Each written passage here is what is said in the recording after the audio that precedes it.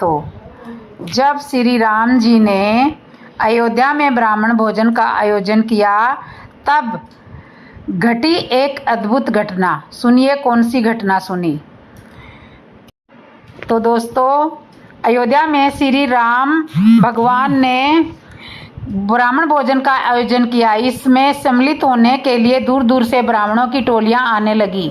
भगवान शंकर को जब यह मालूम हुआ तो वह अपना रुख बदलकर एक बूढ़े ब्राह्मण का रूप धारण करके वहां पहुंच गए और भगवान श्री राम से बोले, मुझे भी भोजन करना है। अंतर्यामी भगवान श्री राम उन्हें पहचान गए और समझ गए कि भगवान शंकर मेरी परीक्षा लेने के लिए ही यहाँ पधारे हैं।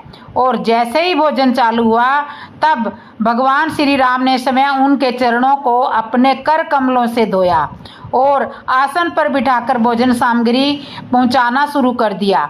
छोटे भाई लक्ष्मण जी भगवान शंकर को जो भी खाना परोसते, शंकर जी उसे एक ही ग्रास में खत्म कर देते। उनके पत्तल पर कोई भी सामग्री बचती ही नहीं थी।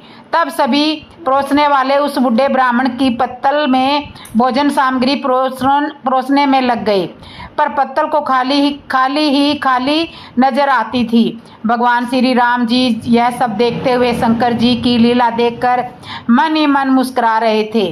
सब भोजन समाप्त होते ही महल में चिंता होने लगी। तब माता सीता जी के पास भी समाचार पहुंचा कि श्राद्ध में एक ऐसे वृंद ब्राह्मण पधारे हैं जिनकी पत्तल पर परोसते ही खाली हो जाती है। श्राद्ध में आमंत्रित सभी ब्राह्मणों को भोजन कराना भगवान श्री राम की प्रतिष्ठा का प्रश्न बन गया। माता सीता भी चिंतित होने लगी। जब बनाया हुआ सारा भोजन समाप्त हो गया परंतु फिर भी भगवान शंकर तृप्त नहीं हुए, तब श्री राम ने माता अन्नपूर्णा का स्मरण कर उनका आह्वान किया। सभी परोसने वाले व्यक्ति वहां से हटा दिए गए। माता अन्नपूर्णा वहां प्रकट हो गई। शंकर जी की सुधा केवल माता अन्नपूर्णा ही शांत कर सकती थी। श्री राम जी ने माता अन्नपूर्णा से कहा कि अपने स्वामी को आप ही भोजन परोसें, इन्हें आपके अतिरिक्त और कोई तृप्त नहीं कर सकता। माँ अन्नपूर्णा ने जब अपने हाथ में भोजन का पत्तल लिया तो उसमें भोजन अक्षय हो गया और स्वयं विश्वनाथ को भोजन कराने लगी। माँ अन्नपूर्णा ने पत्तल में लड्डू परोसा तो भगवान शंकर खाते खाते थक गए, पर वह समाप्त ही नहीं हो रहा था। जब माँ अन्नपूर्णा ने दोबारा परोसना चाहा तो भगवान शंकर ने मना कर दिया। शंकर जी हंसते हुए डकार लेने लगे और बोले, तुम्हें आना ही पड़ा, अब तो मैं तृप्त हो गया। माँ अन्नपूर्णा काशी की अधिसवारी है, इसलिए वहाँ एक कहावत प्रचलित है कि बाबा बाबा सब कहे, माई कहे ना कोई, बाबा के दरबार में माई कहे सो होए। अब शंकर जी भगवान श्री राम जी की मर्यादा की परीक्षा लेने लगे और कहने लगे कि मैंने इतना खा लिया कि अब मुझसे उठा नहीं जा रहा है, मुझे आप उठाओ। इतने में हनुमान जी ने अपने स्वामी का कार्य आगे बढ़े और शंकर जी को उठाने लगे, परंतु उठा नहीं सके। श्री राम जी ने लक्ष्मण जी से शंकर जी को उठाने के लिए कहा। अनंत के अवतार की शक्ति भी अनंत ही होती है। लक्ष्मण जी ने शंकर जी को उठाकर एक पलंग पर लेटा दिया। शंकर जी ने कहा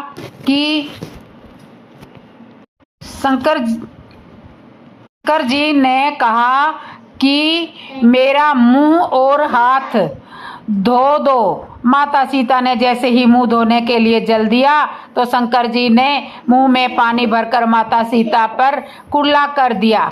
माता सीता क्रोधित होने की बजाय हाथ जोड़कर शंकर जी से कहने लगी कि आपके उचित जल के छींटे गिरने से मेरा शरीर पवित्र हो गया है, मैं आपकी बहुत आभारी हूँ।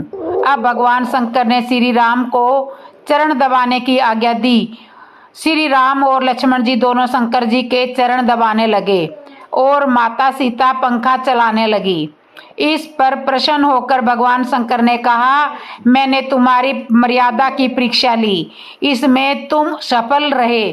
तुम्हारी जो इच्छा हो मुझसे मांग लो। श्री राम जी ने कहा कि आपके पास जो भी चीज है, विश्व का भोजन, विषधर सर्फ, गज चरमा, बुढ़ा बैल, भूत प्रेत पिशाच, वह हमारे किसी काम के तो नहीं।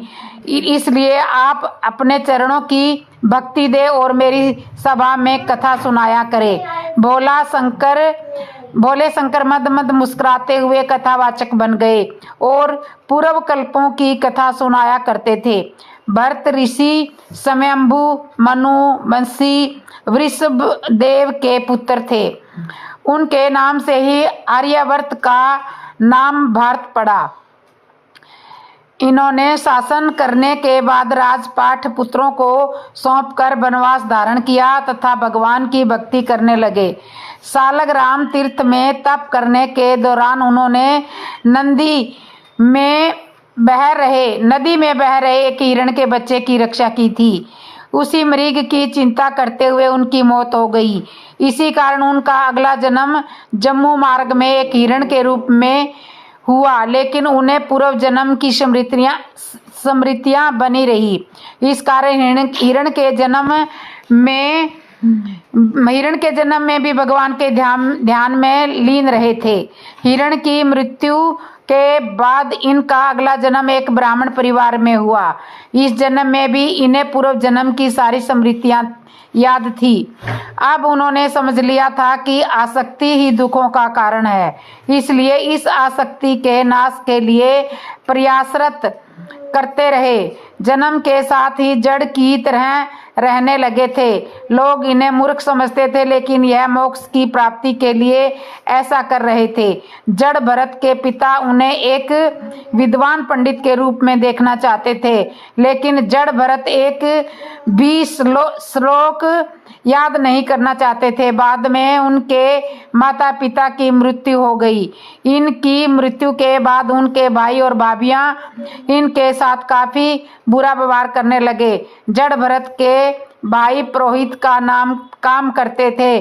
भाभियां इन्हें निकम्मा बोलकर ताना देने लगी। इस कारण जड़ भरत इधर उधर मजदूरी कर लेते थे और यहाँ से जो भी मिल जाता वही खा लेते थे और जहाँ जगह मिल जाती थी वहाँ सो जाते थे। वह सुख दुख और मान सम्मान को एक जैसा समझने लगे।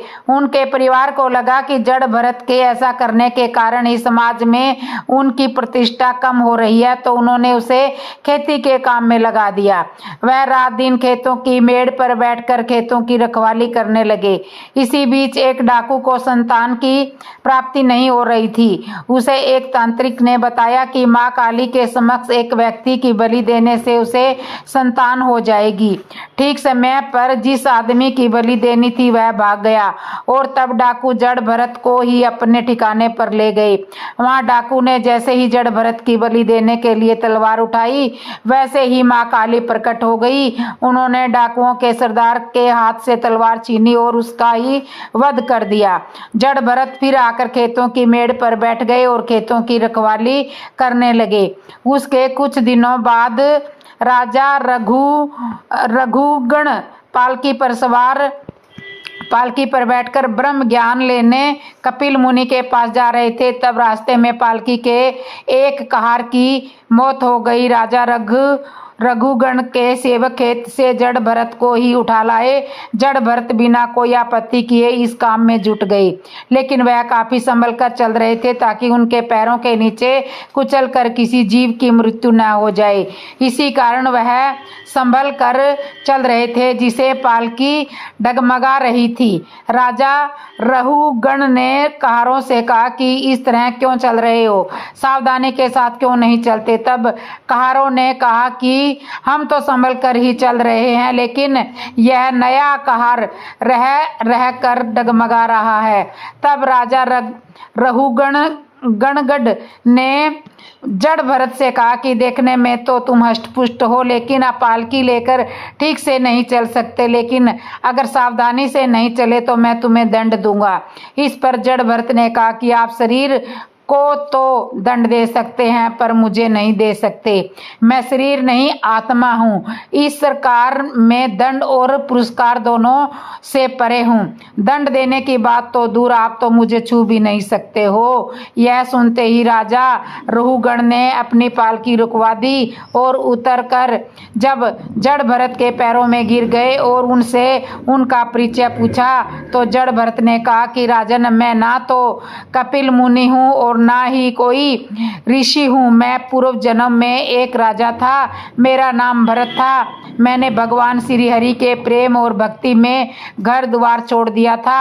मैं हरिहर क्षेत्र में जाकर रहने लगा था, किंतु एक मृग के मोह में फंसकर मैं भगवान को भी भूल गया था। मृग का ध्यान करते हुए जब शरीर त्याग दिया तो मुझे मृग का ही शरीर प्राप्त हुआ और मृग होने के साथ ही मुझे भगवान की कृपा से मेरा पूर्व जन्म का ध्यान बना रहा।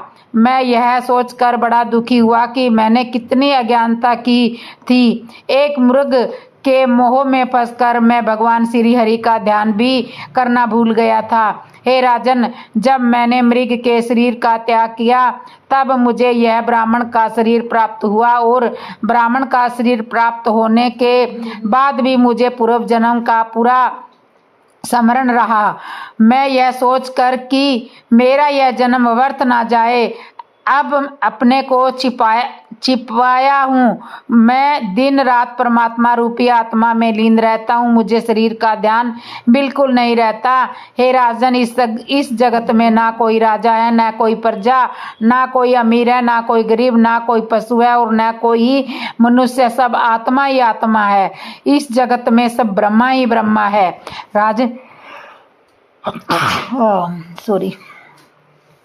राजन, मनुष्य को ब्रह्मा की प्राप्ति के लिए ही प्रयत्न करना चाहिए।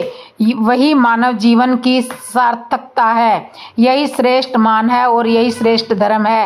राजा रहुगण जड़ भरत से अमृत ज्ञान प्राप्त कर तृप्त हो गए। उन्होंने जड़ भरत से निवेदन किया, हे महात्मन, आप मुझे अपने चरणों में रहने दीजिए और अपना शिष्य बना लीजिए।